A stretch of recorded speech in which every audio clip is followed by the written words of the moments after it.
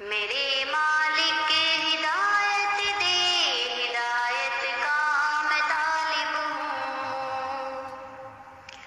میرے مالک ہدایت دے۔ السلام علیکم ورحمۃ اللہ وبرکاتہ۔ الحمدللہ وکفا والصلاة والسلام علی عبادہ الذین اصطفى، اما بعد، اللہم صلی علی محمد وعلی آل محمد۔ حکمرانوں کا رعایا سے جھوٹ بولنا۔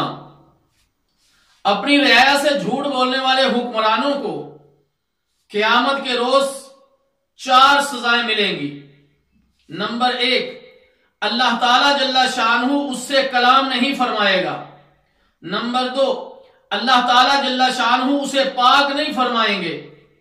نمبر 3، اللہ تعالیٰ کی رحمت سے محروم رہے گا۔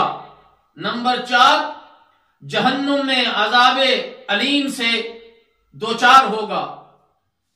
ان ابی ہریرہ رضی اللہ تعالی عنہ قال قال رسول اللہ صلی اللہ علیہ وسلم ثلاث لا يكلمهم اللہ یوم القیامہ ولا يزکیہم۔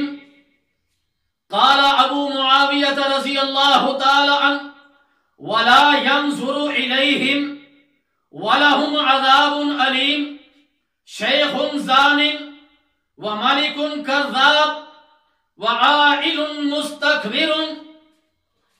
ابو ہریرہ رضی اللہ تعالی عنہ بیان کرتے ہیں، رسول اللہ صلی اللہ علیہ وسلم نے فرمایا، قیامت کے روز اللہ تعالیٰ جل شانہ 3 آدمیوں سے غصے کی وجہ سے کلام نہیں فرمائے گا اور نہ ہی انہیں جنت میں داخل ہونے کے لیے پاک کرے گا۔